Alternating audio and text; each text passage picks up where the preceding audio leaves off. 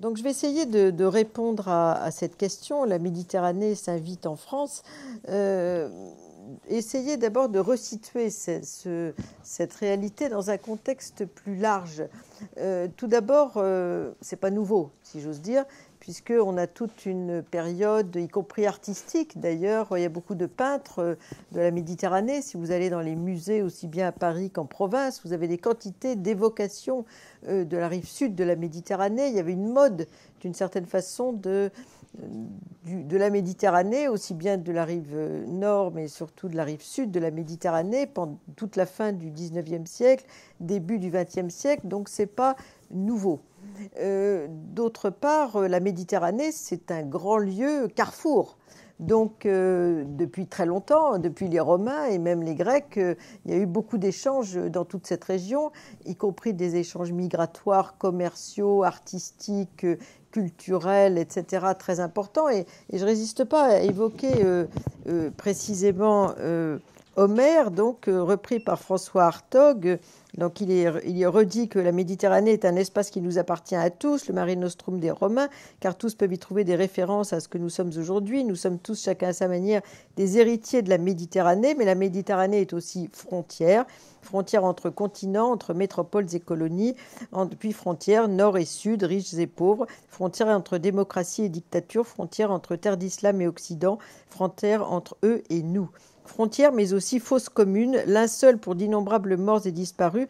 En référence à Homère et aux héros de la guerre de Troie, François Hartog écrit: à côté de cette mort héroïque, au premier rang des combattants, la mort en mer est complète épouvante, car l'homme perd tout sans la moindre contrepartie, la vie, le retour, mais aussi son renom et jusqu'à son nom. Plus grave encore, il a beau avoir perdu la vie, il n'est pas véritablement mort, car aussi longtemps qu'il n'a pas reçu les honneurs funèbres, son ombre erre vainement devant la demeure d'Hadès, aux larges portes, sans pouvoir en franchir le seuil. Donc ça évoque effectivement l'épaisseur historique des liens que nous avons, notamment dans l'Europe méditerranéenne avec l'ensemble de la Méditerranée. Mais en même temps, il faut relativiser les choses. C'est-à-dire qu'aujourd'hui, c'est vrai que l'Europe, qui est la première destination migratoire dans le monde, si on prend les 28 pays ou les 27 de l'Union européenne, devant les États-Unis, devant le Golfe, devant la Russie, en même temps, la rive sud de la Méditerranée, qui est l'essentiel de la migration en Europe, il ne faut pas l'oublier, pas seulement en France, mais c'est vrai aussi pour d'autres pays comme l'Italie, comme l'Espagne. La rive de la Méditerranée a alimenté l'essentiel de l'immigration en Europe depuis longtemps, qu'il s'agisse, d'ailleurs je reprends de ce point de vue-là une classification qui avait plutôt été faite par des géographes. D'un côté, il y a le Maghreb, donc Maghreb-Europe. De l'autre côté, on a les Balkans et ensuite on a le Proche-Orient, avec des profils migratoires qui sont différents, puisque d'un côté, Maghreb-Europe, c'est un profil immigration, essentiellement immigration de travail et migration familiale. Balkans, c'est des désenchevêtrements de nationalités. Et Proche-Orient, c'est surtout une migration de réfugiés. C'est vrai depuis très longtemps, pas seulement depuis la période actuelle. Et ce découpage en trois Méditerranées, comme le dit d'ailleurs Yves Lacoste, qui dit la Méditerranée, c'est la culture de la vigne et de l'olivier. Il insiste plus particulièrement sur l'olivier. Il dit en fait, il n'y a pas une Méditerranée, il y a trois Méditerranées, mais cette classification géographique, on peut la reprendre pour la typologie des migrations. Et elle est toujours valable, mais en même temps, effectivement, en Europe, donc, on a beaucoup d'autres migrations, et avec la fermeture de l'espace migratoire au niveau de la Méditerranée, précisément, on a une recomposition qui s'est surtout renforcée depuis la chute du rideau de fer autour de la migration intra-européenne. En 2004, quand les 10 nouveaux États sont entrés dans l'Union européenne, on avait 3 à 4% d'Européens qui travaillaient dans un autre pays que le leur. Aujourd'hui, on a 11 à 12% d'Européens qui travaillent dans un autre pays que le leur. Donc c'est beaucoup plus que dans le passé et c'est une proportion importante de la migration donc en Europe, il faut le rappeler.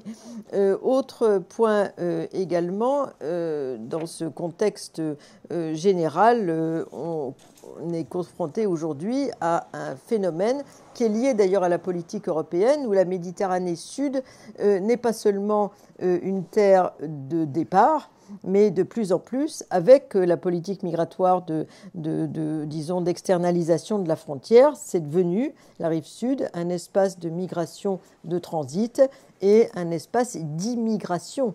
Donc la plupart des pays de la rive sud de la Méditerranée, à l'exception du Proche-Orient et de l'Égypte, sont pour l'essentiel des pays, et de la Libye qui n'est pas beaucoup un pays d'immigration, sont des pays d'immigration, d'émigration et de transit, et ceci depuis la fin du XXe siècle. Donc ça aussi, c'est un élément très important. Et autre aspect, c'est qu'en France, donc, on a une spécificité, ça a été dit, maghrébine. Les trois nationalités qui sont chez nous, du Maghreb, Algérie, Tunisie, Maroc, occupent l'essentiel de l'immigration en France, même si les Portugais sont toujours les plus nombreux devant les Algériens dans les recensements. Et ce qui a été identifié à partir du recensement de 1975, pour la première fois dans le recensement de 1975, la migration non européenne, qui vient essentiellement de la rive sud de la Méditerranée, est supérieure en nombre à la migration européenne, malgré l'importance, déjà à cette époque, de l'immigration portugaise, comme ça était dit. Donc on a toute une diversité de cette migration méditerranéenne, une migration du nord de la Méditerranée, qui est la migration italienne, on en a parlé, et puis les Espagnols, ensuite les Portugais et les Yougoslaves, qui avaient été une tentative d'implantation d'une migration européenne différente dans les années 65, en gros. Ils n'ont pas duré très très longtemps.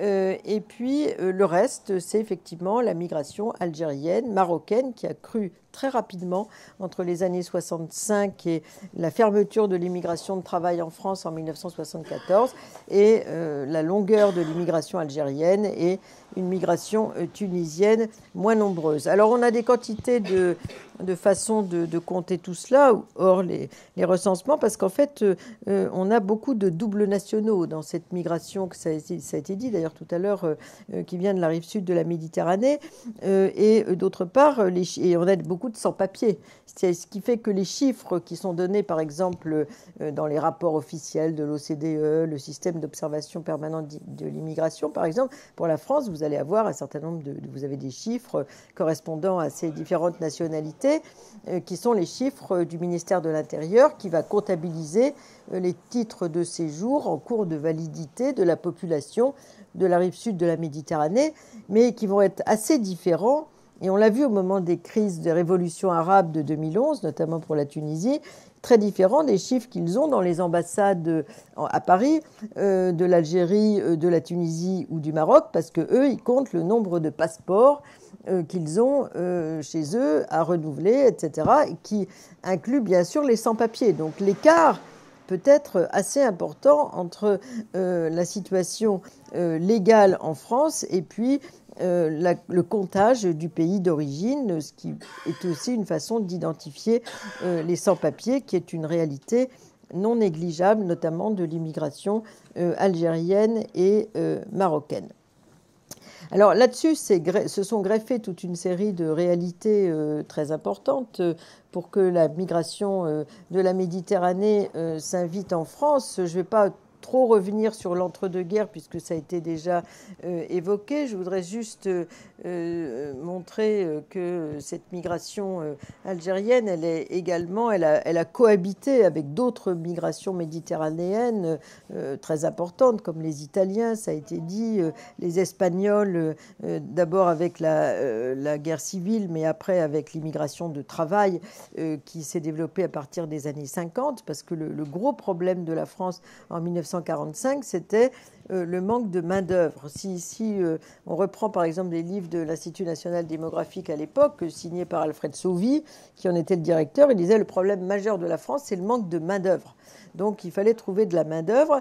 D'une part, en Algérie, ce que n'a pas dit mon prédécesseur, mais ça aurait été un autre sujet, c'est qu'il y avait un conflit entre Paris, qui essayait peut-être de limiter l'immigration algérienne, ça je pense que c'est effectivement vrai, mais en même temps les colons en Algérie qui étaient très hostiles au départ des Algériens parce qu'ils perdaient leur main-d'œuvre.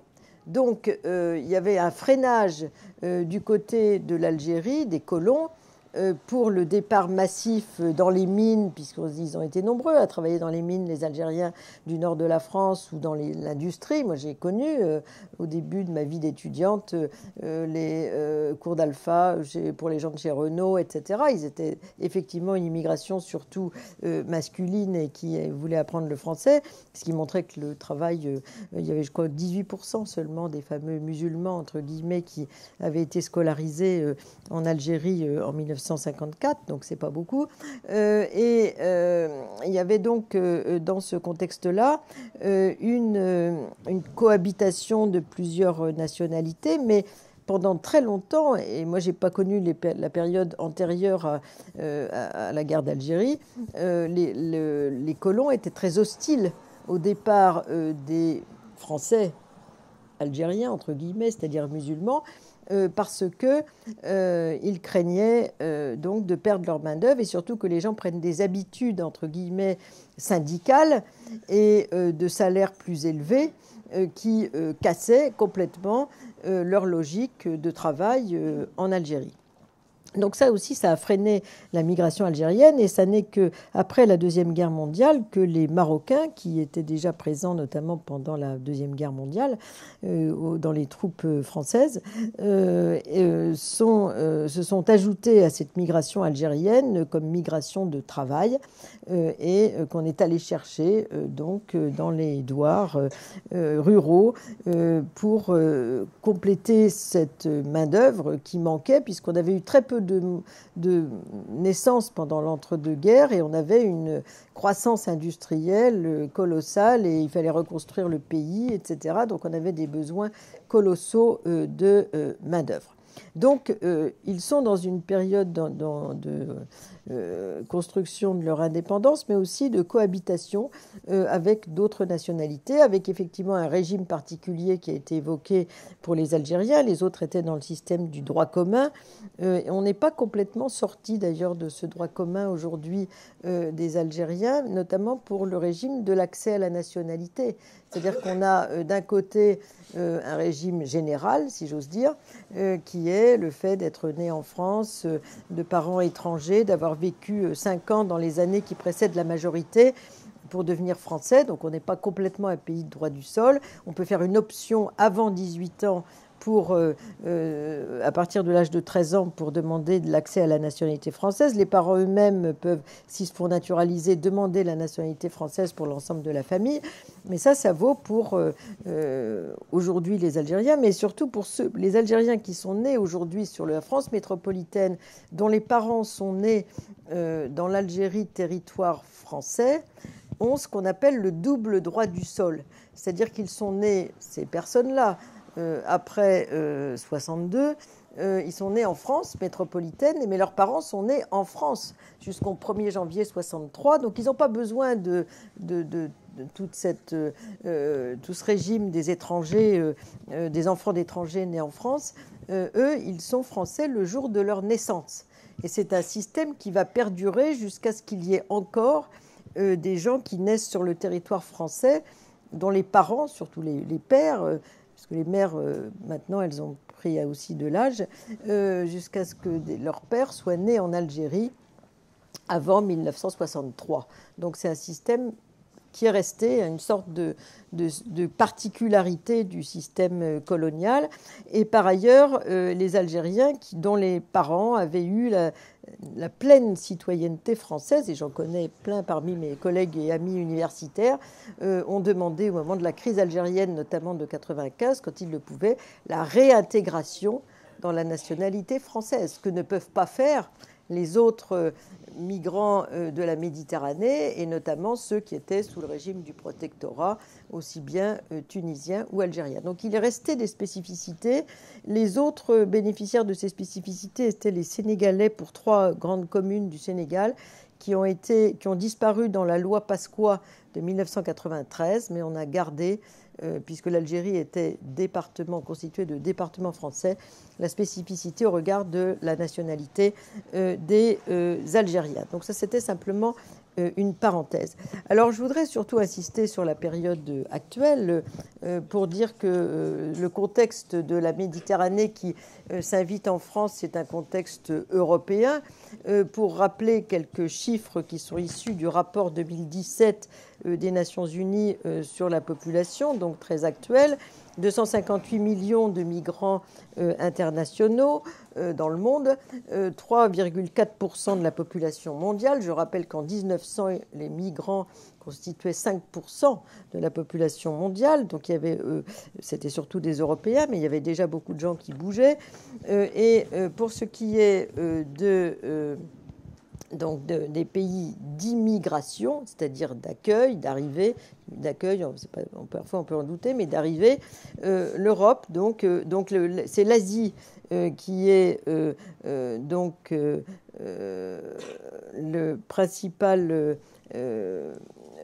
la principale terre de départ, d'une part, mais aussi d'accueil. Donc, en Europe, donc on a 80 millions. Si on inclut la Russie, l'Ukraine, etc., on a 80 millions 78 millions plutôt de migrants en Europe, 80 millions en Asie, 58 millions en Amérique du Nord, 25 millions en Afrique, juste pour avoir quelques... Et pas beaucoup dans l'Amérique latine et les Caraïbes, 10 millions. Et 8 millions en Océanie. Donc, effectivement, je redis que l'Europe est une très grande destination, mais que du point de vue des terres de départ, donc l'Europe reçoit beaucoup plus en comparaison, puisqu'il y a moins d'Européens qui partent. Donc, aujourd'hui, c'est toujours l'Asie qui renferme le plus des migrants, c'est-à-dire en termes de terre de départ. Il y a 106 millions d'émigrants à l'échelle mondiale qui viennent d'Asie, en incluant bien sûr le Golfe, 61 millions donc, qui viennent d'Europe et 38 millions qui viennent d'Amérique latine et des Caraïbes et 36 millions qui viennent d'Afrique. Donc il faut relativiser le fait que la Méditerranée Sud s'invite en France et en Europe, puisque l'Afrique ne renferme, si j'ose dire, que 38 millions de migrants à l'échelle, que 36 millions de migrants à l'échelle mondiale, et une grande partie d'entre eux vont en Europe, mais on a dit tout à l'heure que tous ne vont pas en Europe. Il ne faut pas oublier que des pays comme les pays du Golfe, par exemple, ont une grande migration qui vient du Maghreb, et d'autres migrants du Maghreb, Algérie, Tunisie, Maroc, on le sait aussi, sont allés travailler en Libye, par exemple. Il ne faut pas oublier que des élites également du Maghreb cherchent pas seulement à venir en Europe, mais aussi, et pas seulement en France d'ailleurs, puisqu'il y a plusieurs configurations migratoires sur lesquelles je vais revenir rapidement, mais vont aussi aux États-Unis, au Canada, qui essayent d'avoir une migration d'élite avec un système de quotas qui a été évoqué par François Héran. Et au Canada, on a une importante migration d'Algérie, de Tunisie et du Maroc. Donc tout le monde ne vient pas en France, et avec plusieurs configurations migratoires. C'est-à-dire qu'en fait, on a un profil, disons, qui est effectivement le couple migratoire, qui a été dit tout à l'heure, les Algériens. Un peu comme les Turcs en Allemagne, c'est-à-dire que 92% des Algériens en Europe sont en France. Donc ça, c'est lié à toute l'histoire qui a été rappelée, sur laquelle je ne reviens pas. Tandis que la migration, par exemple, turque, mais ce n'est pas notre sujet, mais c'est aussi la Méditerranée, elle est pour l'essentiel en Allemagne. 72% des Turcs en Europe sont en Allemagne, mais ils sont aussi dans beaucoup de pays européens. Donc c'est une sorte de quasi-diaspora avec un focus particulier sur l'Allemagne. Donc ils sont entre la quasi-diaspora et le couple migratoire avec l'Allemagne. Et puis on a les Marocains qui sont complètement la quasi-diaspora. Parce qu'ils sont importants en Espagne, mais ils sont aussi importants en France, en Italie, aux Pays-Bas, en Belgique et dans quelques autres endroits en Europe. Et donc c'est une sorte de dispersion importante, comme les Italiens qui ont été nombreux en France, mais qui sont répartis dans beaucoup de pays européens, entre la Suisse, le Luxembourg, l'Allemagne, le Benelux et quelques autres destinations, et pas seulement d'ailleurs en Europe, mais aussi dans le monde entier. Donc en fait, on a une configuration de type quasi-diasporique d'un côté, qui est celle des Marocains, et de l'autre, on a une configuration du type couple migratoire. Et je voudrais dire un mot quand même de la migration turque, puisque c'est une migration qui a été introduite par l'Allemagne à partir du milieu des années 50. Historiquement, l'Allemagne avait de nombreux liens avec la Turquie, il faut le rappeler. Le modèle militaire, etc., turc a été emprunté au modèle allemand d'avant la Première Guerre mondiale. Mais par ailleurs, donc, c'était aussi conclure avec un pays qui n'a pas d'histoire de coloniser. Donc ça, c'était important pour l'Allemagne. Et c'est une migration qui donc a été recrutée essentiellement, non pas par la libre circulation comme ça a été le cas pour les Algériens, mais par des accords de main-d'œuvre qui ont été conclus par l'Allemagne à partir du milieu des années 50, quand la migration des prisonniers est partie. Donc à partir du moment où les prisonniers qui travaillaient à la reconstruction sont partis, eh bien l'Allemagne s'est retrouvée face à un besoin de main-d'œuvre crucial dans une époque de reconstruction. Et donc elle a fait appel aux Yougoslaves, aux Turcs, aux Grecs, etc., d'autres régions méditerranéennes également. Alors, si on en revient à la France, je voudrais juste insister sur le fait qu'outre les différences de statut, effectivement, et les profils, mais j'y reviendrai pas, socio-économiques qui peuvent être un peu différents, la migration tunisienne a été beaucoup étudiée par un géographe qui s'appelle Gildas Simon de Migrinter, et lui il parle d'espace migratoire franco-méditerranéen avec la Tunisie, parce qu'il dit finalement tout se construit dans le transnational, c'est-à-dire qu'il y a toute une économie migratoire franco-maghrébine qui est une économie transnationale qui est précisément animée par des gens qui peuvent aller venir. C'est-à-dire le modèle de Sayad, la Noria, existe pour des tas de gens qui ont la double nationalité, ça a été évoqué, pour des gens qui ont des titres de séjour de longue durée, pour des gens plus qualifiés qui ont des visas à entrée multiples.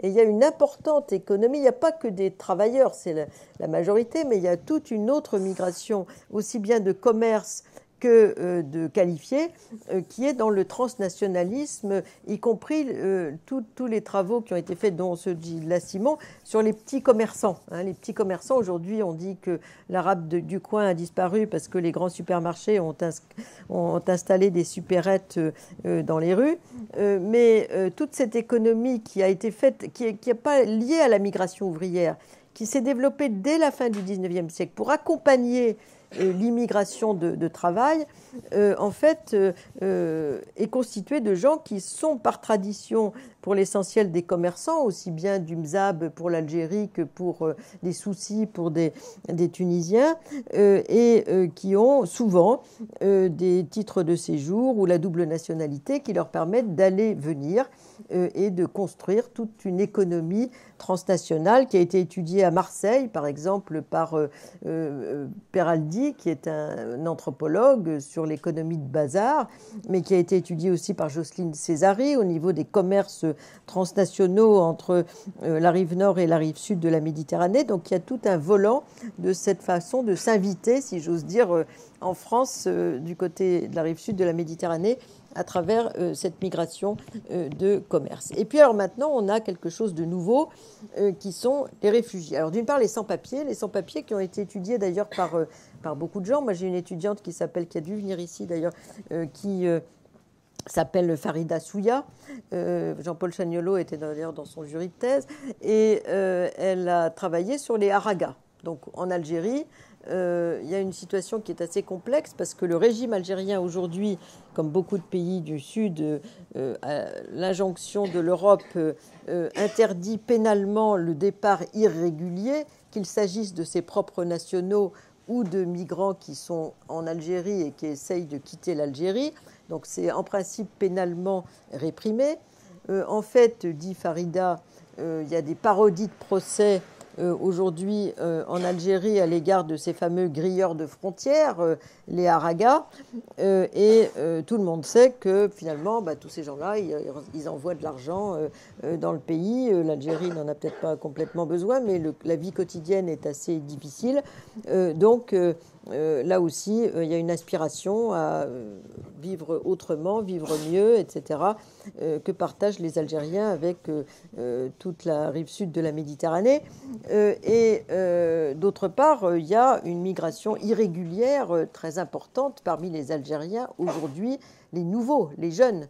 Une chercheuse de Lyon qui s'appelle Marie-Thérèse Tétu a fait sa thèse qui s'appelle « Sans papier au pays des papiers ».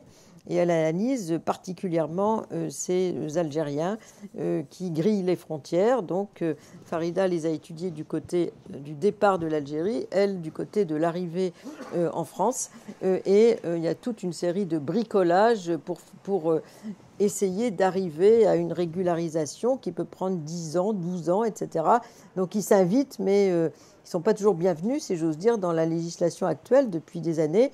Alors il y a des mariages blancs ou gris, effectivement. Il y a toute une série de façons de contourner les choses à travers cette migration. Et puis surtout, pour la plupart des gens, entrer dans le monde du travail au noir et puis accumuler les preuves de sa présence, essayer d'entrer dans une régularisation. Donc ça, c'est le cas le plus fréquent. Ce qui est... Bon, alors ça, c'est la migration algérienne. Au Maroc, on a des épisodes un petit peu en dents de scie d'arrivées, parce que pendant longtemps, les arrivées s'étaient faites autour de Gibraltar et aussi du côté des Canaries, mais pour surtout les Sénégalais. Mais après, on a eu une fermeture entre la Grèce et la Turquie pour ceux qui faisaient le grand tour, et puis des contrôles importants entre l'Italie, avec des accords, j'y reparlerai, avec la Libye. Et donc, on a une reprise aujourd'hui avec l'accord qui a été conclu entre l'Union européenne et la Turquie en 2016, suite à la crise syrienne. 1,2 million de demandeurs d'asile en Europe cette année-là. Et donc, ça a fermé, plus ou moins, mais enfin plutôt plus que moins, la frontière entre la Grèce et la Turquie. Et du coup, cette même année, tout de suite, à partir de l'été 2016, on a une reprise des arrivées vers l'Italie, qui avait reçu déjà énormément d'arrivées jusqu'en 2013, puisqu'elle avait créé l'opération Mare Nostrum suite à 2 naufrages successifs massifs au large de la Sicile et au large de Malte, chacun presque 400 personnes. Et donc, on a, pendant cette période, retour, et aujourd'hui on est en plein dans cette configuration, donc arrivé toujours vers l'Italie venant de Libye, et puis on a une reprise, il y a même un article dans Le Monde de la semaine dernière, une reprise de la migration, surtout des enfants, des mineurs marocains, vers la France, vers l'Espagne et vers la France. Vers l'Espagne, c'est pas nouveau. C'est des jeunes, très jeunes parfois. Moi, je suis allée dans le sud de l'Espagne, donc à Cadix, à Grenade. Ils m'ont fait visiter des centres d'accueil pour ces enfants. Certains ont 5 ans. J'ai une étudiante qui a fait une partie de sa thèse sur les enfants des rues en Espagne en 2004. Donc, c'était déjà un sujet très important à Madrid. Et dans le sud, puisqu'elle venait de Grenade. Et aujourd'hui encore, les gamins qui se cachent dans les camions, etc., c'est un sujet très important qui est lié à la crise d'un certain nombre de familles au Maroc, ou des parents, ou surtout, dans la plupart des cas, les enfants qui sont confiés à un prétendu oncle, cousin, qui seraient en Espagne et puis ou en France et qui finalement ne s'en occupent pas. Donc les enfants sont dans la rue et c'est un vrai sujet aujourd'hui de la migration, notamment marocaine, mais pas seulement marocaine, de ceux qui sont au Maroc, c'est-à-dire aussi des subsahariens qui emploient ce mode de transport en se cachant dans les camions pour arriver en Espagne et parfois qui continuent leur chemin vers la France. Et on en a à Paris depuis le mois de septembre, on a une recrudescence de cette migration d'enfants ou de jeunes, d'ados, des rues, qui ont parfois vécu plusieurs années déjà dans la rue avant d'arriver jusque chez nous. Donc ça aussi, c'est un autre aspect de la migration de la rive sud de la Méditerranée vers l'Europe. Et puis également, tout ce qui se passe du côté de la Libye. La semaine dernière, j'étais à un salon du livre, décidément ça me suit, mais cette fois-ci en Italie, à Gorizia. Il y avait beaucoup de spécialistes de la Libye. En France, on n'en a pas beaucoup. On en a qu'un ou deux, dont Ali Ben Saad. Et donc, en fait, ce que disaient les experts ou les universitaires italiens qui étaient sur les plateaux, ils disaient effectivement que, d'une part, l'Europe essayait depuis longtemps maintenant, notamment la France et l'Italie, de construire sa politique de voisinage avec le Sud, avec 3 pays cibles depuis 15 ans, qui sont la Turquie, la Libye et aujourd'hui le Niger. Et qu'on a eu, après la grande crise syrienne, ou tout au moins la crise de l'accueil des Syriens de 2015, on a eu une diminution du nombre d'arrivées en 2017. Et on a quand même avec un coût humain très élevé. Je rappelle que la Méditerranée, qui s'invite en Europe, c'est aussi 32 à 35 000 morts en Méditerranée depuis 2000. On a eu l'année dernière 5 000 morts en Méditerranée. Les chiffres, j'ai un collègue qui s'appelle Antoine Pécou, qui enseigne à Paris 13, qui dit que même compter les morts, c'est compliqué, puisqu'il y a ceux qui sont identifiés, même sans avoir nécessairement un état civil, mais il y a tous ceux qu'on n'a pas retrouvés, qui sont partis sans dire un mot à leur famille et pour lesquels on n'a pas beaucoup de points de référence. Donc on a sans doute plus que ce qui est annoncé. Et on a aussi des reconduites à la frontière entre le nord et la rive sud de la Méditerranée. En France, on est autour de 35 000 à peu près reconductions à la frontière. La plupart ne se font pas d'ailleurs sur la rive sud de la Méditerranée. Ça se fait dans des territoires beaucoup plus lointains qui sont Mayotte et la Guyane, puisque là il n'y a pas beaucoup de journalistes et donc on reconduit dans le territoire d'à côté, ce qui coûte beaucoup moins cher, mais dans les volumes, dans les 35 000, les 3/4 ne sont pas des gens qui sont reconduits vers les pays de la rive sud de la Méditerranée, parce que ces pays n'acceptent pas toujours d'ailleurs ces gens comme leurs nationaux, et d'autre part c'est plus délicat diplomatiquement avec des pays forts ou disons relativement avec lesquels on a d'autres accords qu'avec des petits pays ou des territoires pauvres avec lesquels on n'a pas d'intérêt particulier. Donc pour ce qui est de la Libye, donc il y a eu toute une série de tentatives qui ont échoué successivement. Après, d'abord, un régime plutôt bilatéral qui a été régi avec la Libye, l'Italie avec la Libye, du temps de M. Berlusconi, avec beaucoup d'argent qui devait être donné, une promesse de construction d'une autoroute de l'Égypte jusqu'à la Tunisie, qui n'a pas eu lieu à cause de la révolution de 2011, et la France, donc du temps de Nicolas Sarkozy, a conclu aussi avec la Libye, on s'en rappelle, et pas seulement sur les questions de migration.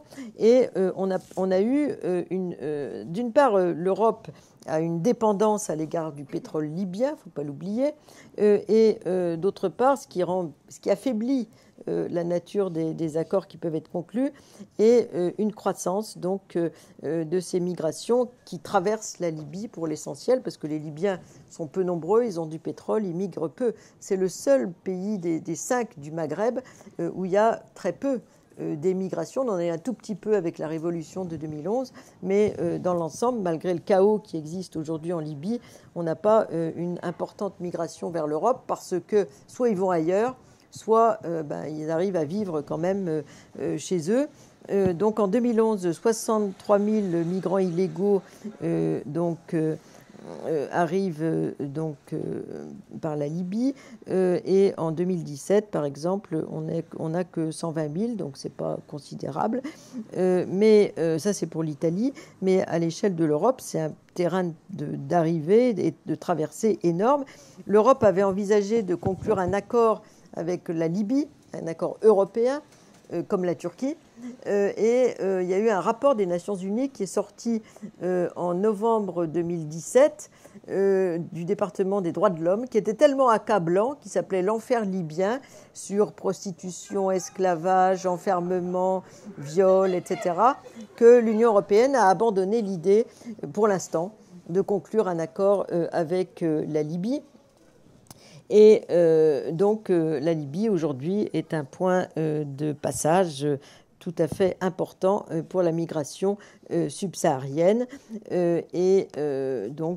Effectivement, aussi bien la France que l'Italie, qui sont toutes les deux aux premières loges, si j'ose dire, rêvent d'essayer de négocier, mais pour l'instant, c'est difficile avec la Libye. Ça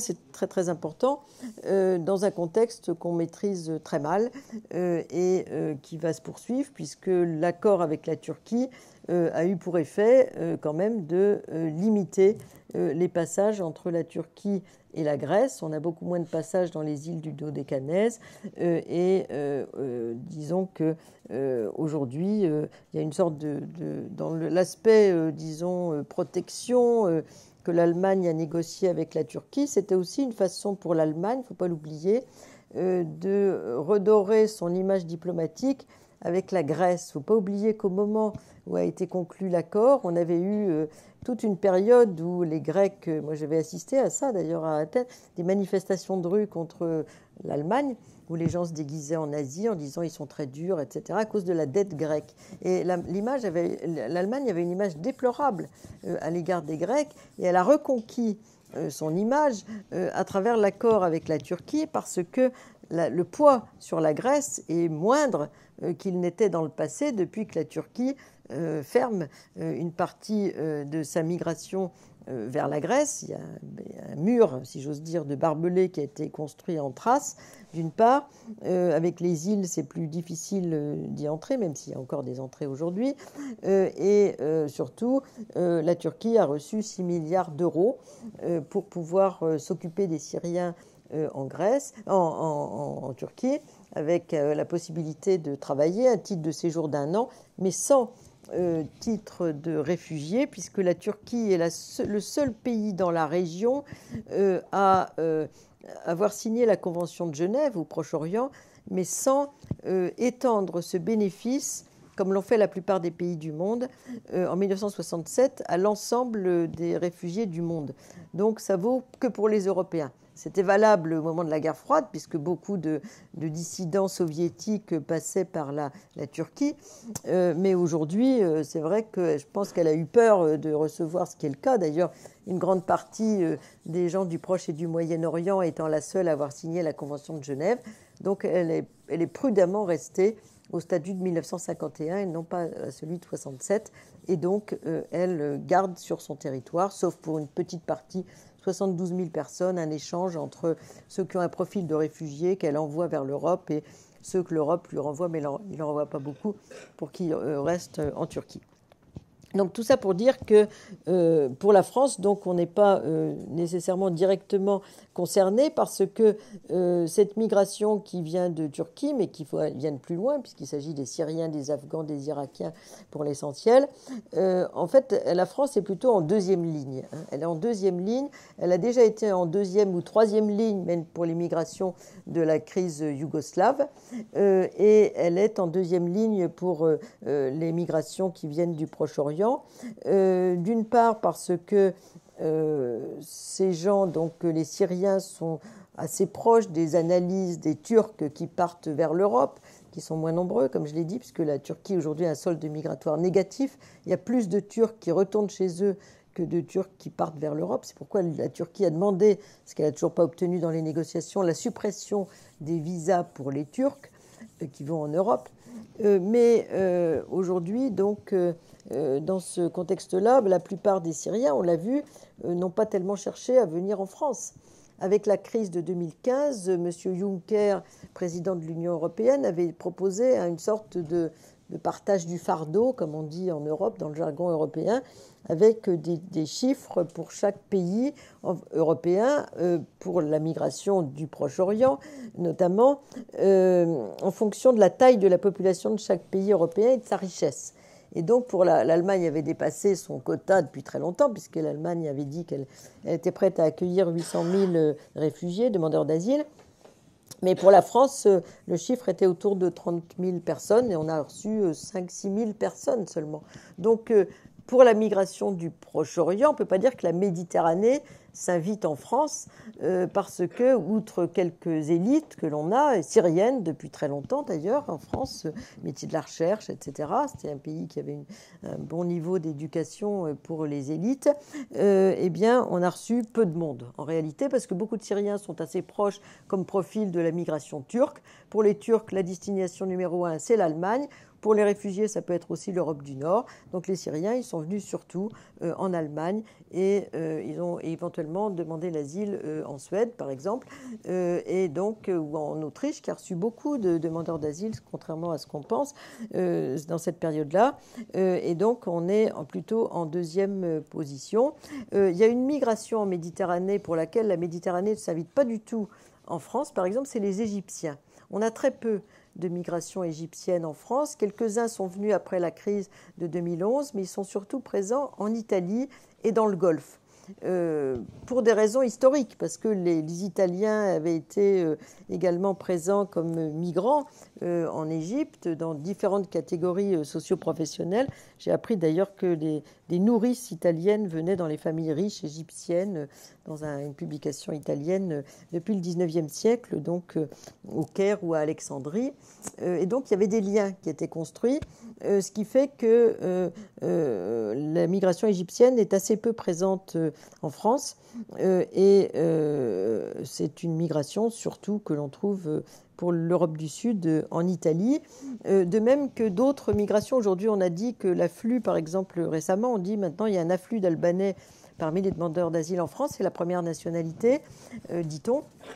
Ce qui est sans doute vrai, ce que dit l'OFPRA, mais on n'a pas une grande tradition de migration albanaise, sauf aujourd'hui, parce que sans doute ils cherchent l'asile qu'ils n'arrivent pas à obtenir ailleurs, etc.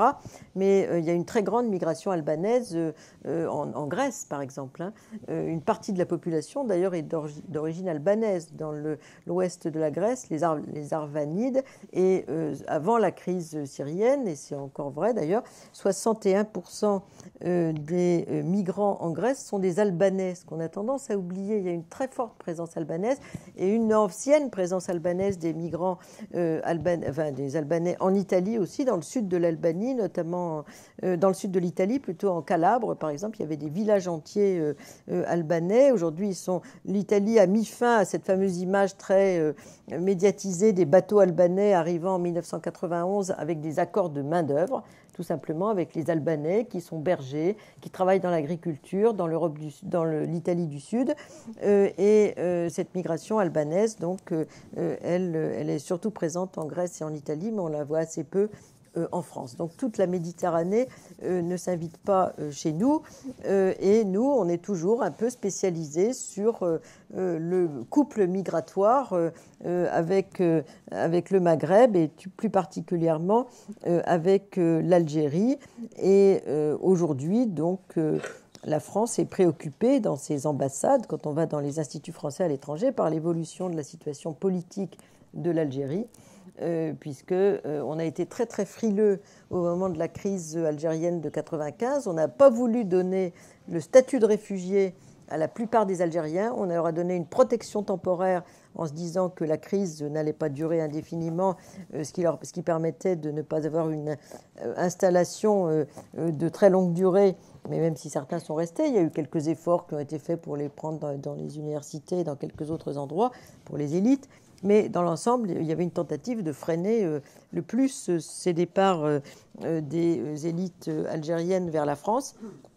Et aujourd'hui, il y a une des inquiétudes, c'est quid après la situation politique algérienne actuelle des arrivées éventuelles vers la France. Donc tout ça pour relativiser. On est dans l'essentiel de l'immigration en France, c'est une immigration du Maghreb et c'est elle qui donne le ton. Et je terminerai là-dessus en matière de politique migratoire. C'est-à-dire toute notre politique d'intégration, elle est construite, de même qu'en Allemagne, elle est construite autour des Turcs ou au Royaume-Uni autour des Indo-Pakistanais.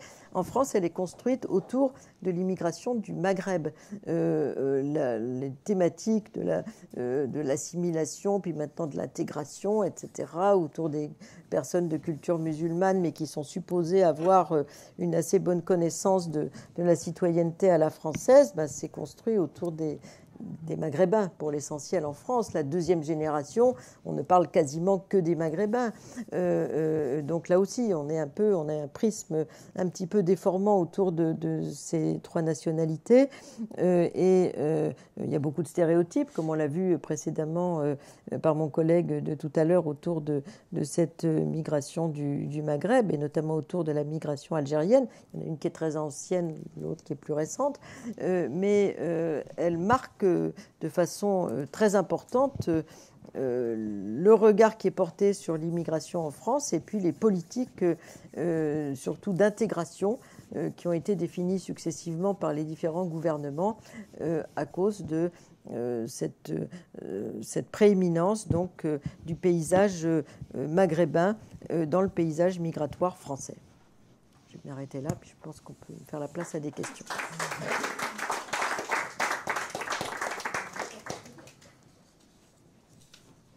Vous avez peut-être des questions.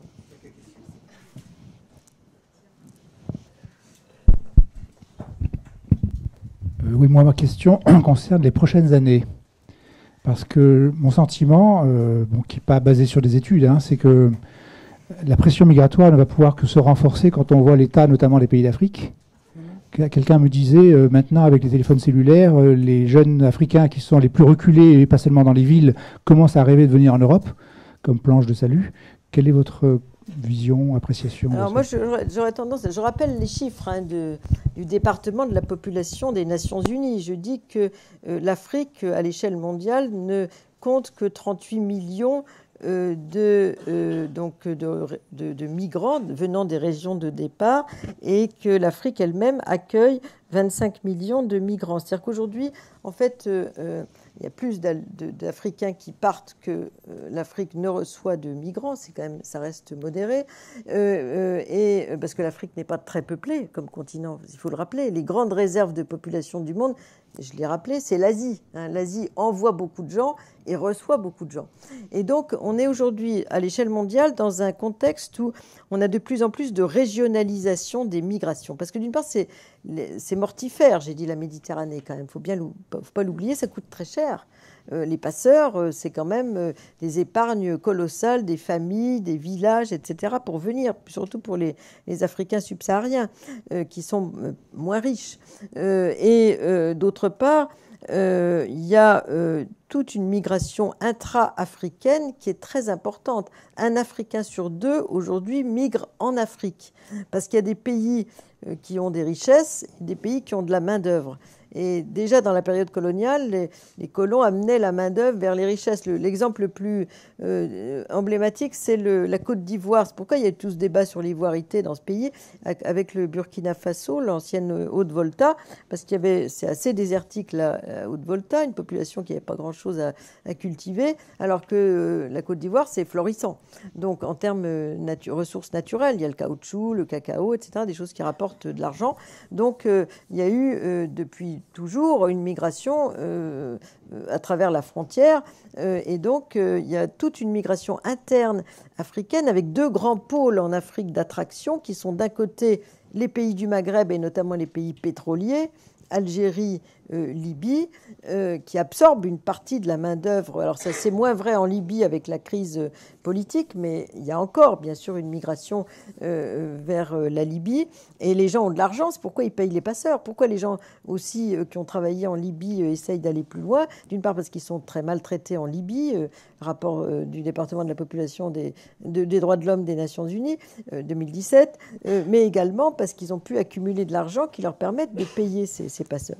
Donc Algérie et Libye sont des pays d'accueil importants où on peut gagner de l'argent avec le pétrole et le gaz.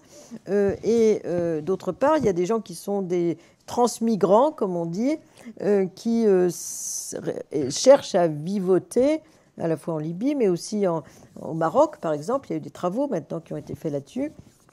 Un chercheur qui s'appelle Mehdi Alioua, qui a travaillé sur les transmigrants au Maroc, et notamment des implantations diverses à Rabat, autour de Ceuta et Melilla, pour essayer de passer le grillage qui tient lieu de frontière entre l'Espagne et le Maroc. Et puis dans le sud aussi, il y a des nouvelles arrivées de subsahariens, etc. Mais donc ça, c'est les points d'arrivée. Et puis de l'autre côté, autre pôle, l'Afrique du Sud. L'Afrique du Sud qui a beaucoup de richesses naturelles et pas seulement, une infrastructure portuaire très importante, etc. Et donc l'Afrique du Sud attire la main-d'œuvre surtout anglophone du sud de l'équateur, qui ne vient pas trop vers chez nous, si j'ose dire, vers le Maghreb, parce qu'il y a une tradition anglo-saxonne, etc., importante. Et en même temps, ils reconduisent à la frontière massivement. De temps en temps, on entend, voilà, tant ont été rapatriés, mais avec un peu d'ambiguïté et de délicatesse, parce que ces pays subsahariens ont aidé l'Afrique du Sud dans son combat contre l'apartheid. Donc, on peut reconduire, mais on ne peut pas être trop méchant parce qu'il y a un passé important à l'égard de cette lutte-là. Mais c'est les deux grands pôles en la matière. Alors, d'où partons aujourd'hui? On part de la Corne de l'Afrique qui est devenue invivable, c'est-à-dire la Somalie, l'Érythrée, et puis des pays qui sont aussi à la fois très pauvres, le Darfour, et le Soudan, le Sud-Soudan qui se déverse aujourd'hui dans le Nord-Soudan, dans le Soudan. Et donc, on a eu une recrudescence en France. Ce n'était pas une grande tradition. Ils sont plutôt anglophones de demandeurs d'asile soudanais en 2016 et 2017. Et puis des pays très pauvres où les gens se disent chez moi, il n'y a pas d'espoir. Il y a des pays riches où la population est très pauvre aussi. C'est le cas du Cameroun, par exemple. Au Cameroun, le président habite en Suisse et les gens disent de temps en temps, il est en visite chez nous. Voilà, non, mais moi j'y suis allée, j'étais étonnée. L'état des universités est déplorable. Les jeunes qui ont un niveau master, ils se disent chez nous, il n'y a rien à faire. Il faut partir. Donc, il y a toute une fabrication de l'imaginaire migratoire.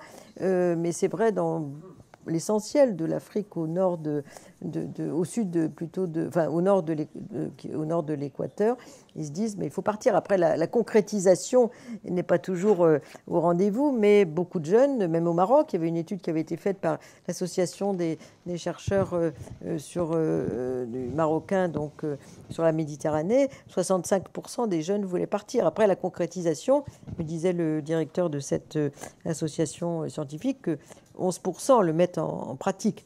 Mais quand même, au Maroc, mais alors imaginez ce que ça peut être dans certains pays d'Afrique subsaharienne. Donc aujourd'hui, il y a un cumul de crise politique ou alors de pas d'avenir et de situations de pauvreté, etc. Mais ce n'est pas les plus pauvres qui partent, c'est ceux qui ont les moyens de construire un projet migratoire, ce qui transforme le Maghreb en terre d'immigration et de transit qui essayent d'arriver jusque chez nous. Mais pas seulement chez nous, en Espagne, en Italie, qui sont plus directement concernés, Malte aussi. Et alors pour les îles de la Méditerranée, c'est un sujet crucial. Il y a eu plusieurs films sur Lampedusa, mais c'est pas seulement vrai de Lampedusa, c'est vrai de Malte. Des îles qui vivaient de la pêche et du tourisme, ou des îles grecques encore plus petites. qui à la fois doivent être accueillantes à l'égard des gens qui viennent du Nord parce qu'ils vivent 4 mois de l'année, 12 mois de l'année sur les 4 mois où il y a des touristes. En même temps, arrivent des sans-papiers. Donc là, ça gâche un petit peu les choses parce qu'ils ont des ressources d'hébergement un peu limitées. Il faut cacher un peu les nouveaux arrivants. En général, on ne peut pas complètement les rejeter à la mer, donc on les met dans des camps, etc. Mais c'est un sujet, un dilemme très très compliqué. Comment peut-on être une île touristique et en même temps recevoir des sans-papiers? C'est le dilemme de la plupart aujourd'hui des îles de la Méditerranée. Et aujourd'hui, ils reçoivent aussi des subsahariens, pas seulement des gens de la crise syrienne.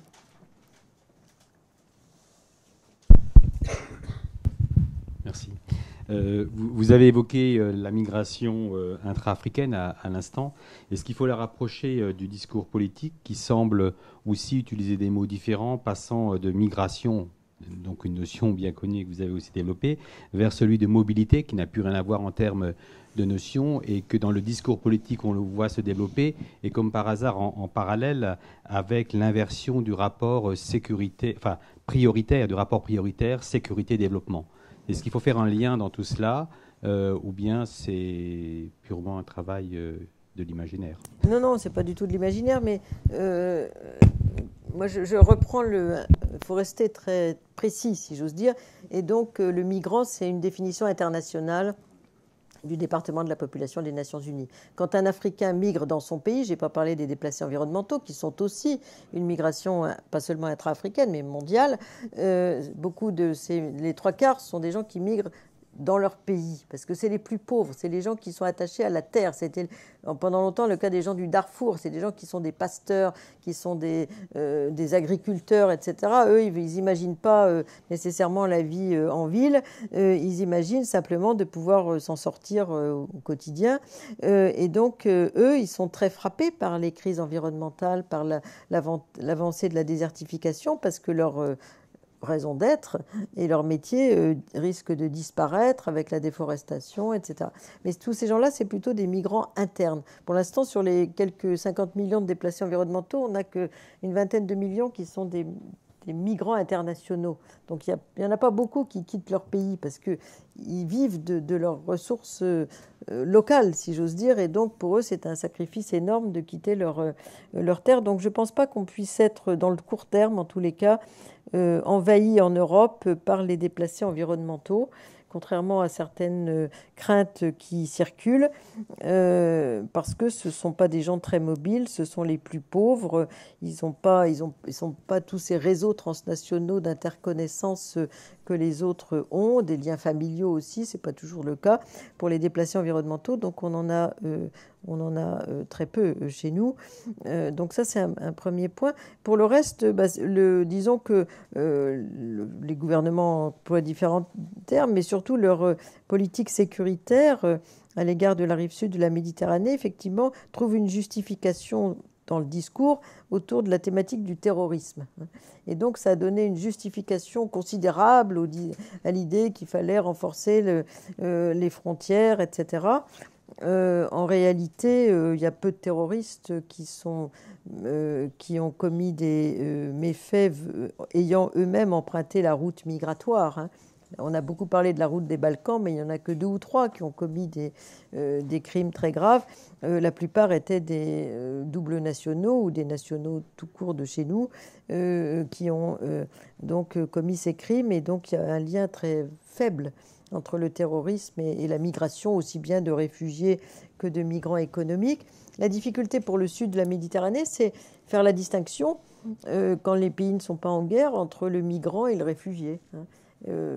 À partir de quand est-ce qu'on est... Alors, on a tendance à finalement prendre une nationalité en disant ce pays est en guerre, donc à tout le monde on va donner le statut de réfugié. Par exemple, dans les chiffres de l'OFPRA de l'année dernière, on a eu 100 000 demandeurs d'asile en France, ce qui est considéré comme beaucoup puisqu'on n'en avait jamais eu autant, mais en même temps pour 66 millions d'habitants c'est pas colossal. Mais simplement 96% des Syriens ont eu le statut de réfugié. Bon. En revanche, on a été beaucoup plus sévère pour les Soudanais et encore plus pour d'autres groupes, en disant c'est des tricheurs, c'est pas des vrais, c'est des gens qui sont plutôt des migrants économiques et qui cherchent l'asile pour essayer d'entrer et aussi d'entrer sur le marché du travail. En fait, on n'interprète plus tout à fait la Convention de Genève si on dit ça, parce que la Convention de Genève dit le réfugié, c'est quelqu'un qui a été persécuté ou qui a une crainte fondée de persécution, fondée sur la situation politique, mais aussi l'appartenance ethnique, religieuse, etc. Bon.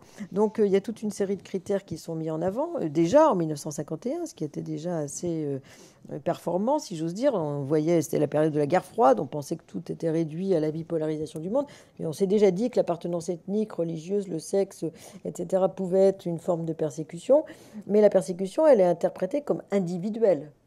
Donc si on dit on est syrien, donc on a le statut de réfugié, réjouissons-nous pour les Syriens, mais je veux dire, on peut être aussi persécuté si on est un Soudanais, et on dira c'est des tricheurs, on ne va pas donner le statut. Il y en a à peu près 40% maxi qui obtiennent le statut aujourd'hui s'ils viennent du Soudan.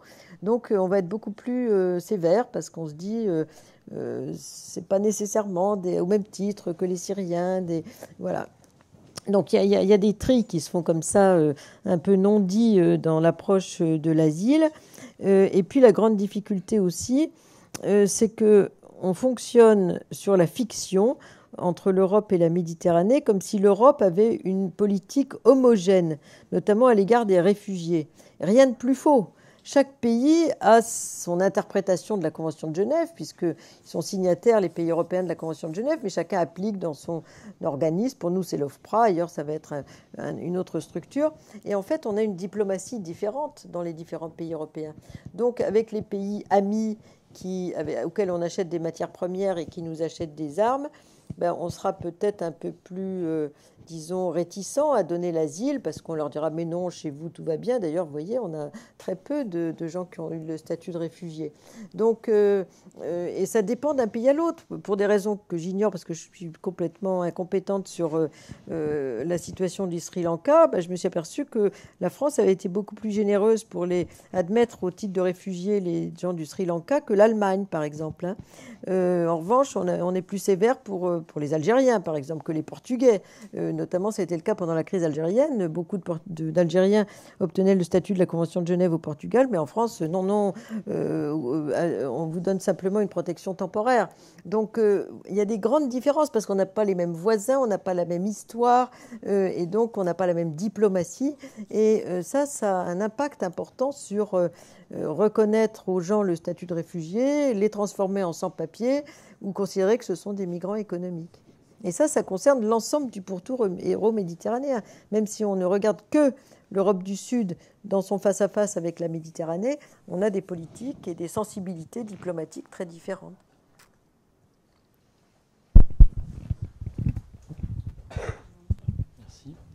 Une question sur les chiffres liés à l'immigration illégale. Tout à l'heure, vous avez parlé d'immigration illégale passant par l'Espagne notamment, et concernant les enfants. C'est un les sujet mineurs. énorme. Il y a énormément de centres d'accueil d'enfants à Cadix, à Grenade, etc. Et enfin, j'avais une question. Est-ce que vous avez des chiffres sur finalement l'immigration illégale en France et en Europe? Tout à l'heure, on a eu des chiffres sur l'immigration légale. Oui, mais on n'en a pas sur les illégaux. Est-ce qu'il y a des estimations, des méthodes d'estimation? Je vous dis, la meilleure façon de compter, mais il y en a qui échappent à ce genre, notamment les mineurs, à ce genre de comptage, c'est regarder le nombre de passeports, par exemple, que compte la Tunisie à l'ambassade et le nombre de Tunisiens qui sont recensés comme étrangers légaux par le ministère de l'Intérieur français. Donc une façon de compter les illégaux, c'est de voir, il y a tous ceux qui ne se font pas connaître pour des raisons diverses par leur pays d'origine, qui aussi, notamment les mineurs, qui viennent grossir le chiffre de ces illégaux. Donc par définition, on n'a pas de chiffre sur les illégaux. On dit à peu près qu'on aurait 300 000, 500 000, etc. Votre à peu près à vous, justement, votre à peu près à vous, par exemple, ce serait quoi? Entre 300 et 500 000 sans-papiers et environ 5 millions en Europe. Vous parlez de flux ou de stock entre 300 000 et 500 000? Non, des gens qui sont là. qui sont là, des stocks, enfin, les stocks entre guillemets, quoi, qui sont là. Mais c'est une approximation. Ouais, c'est des chiffres qui circulent, mais ça n'a aucune réalité plus que celle-ci. Et pareil pour les 5 millions. De même aux États-Unis, on dit il y a 11 millions de sans-papiers. C'est un chiffre, mais on n'a pas d'éléments très précis pour dire voilà. Parce qu'il y a des tas de gens qui n'existent pas en réalité parce qu'ils ont fait disparaître leurs papiers. Ils n'existent même pas auprès de leur pays de l'ambassade de leur pays de départ. Si vous voulez, ce qui est tout à fait intéressant, c'est de voir comment le ministère de l'Intérieur en France compte les illégaux. Oui, comment le ministère de l'Intérieur en France compte les illégaux, et il le fait officiellement dans son rapport. Oui. Il se base sur la délivrance des cartes AME, de l'aide médicale d'État, puisque c'est le seul droit social qu'ont les personnes en situation irrégulière. Oui, évidemment, ça donne à peu près 300 000. C'est ça ce que je vous disais, à peu près. Mais c'est sous-estimé. Voilà, c'est pour ça que je vous dis peut-être un peu plus. Je dis peut-être un peu plus que 300 000. Alors, ils ont aussi, les sans-papiers, ils ont quand même le droit d'inscrire leurs enfants à l'école. Parce que l'instruction est obligatoire. Donc, c'est aussi une façon de voir combien d'enfants sont là, et les parents, etc. Mais certaines écoles demandent un titre de séjour en cours de validité, ce qui est tout à fait illégal, mais qui se pratique. Est-ce qu'il y a d'autres questions ?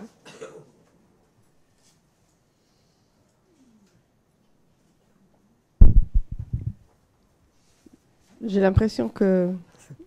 Merci pour vos questions, en tous les cas. C'est passionnant. Merci à toi, surtout. C'est toujours extrêmement intéressant, y compris quand on t'a déjà accueilli ici. Mais la mise à jour, c'est extrêmement précieux pour nous tous. En tout cas, merci beaucoup. Non, et merci pour toutes vos questions.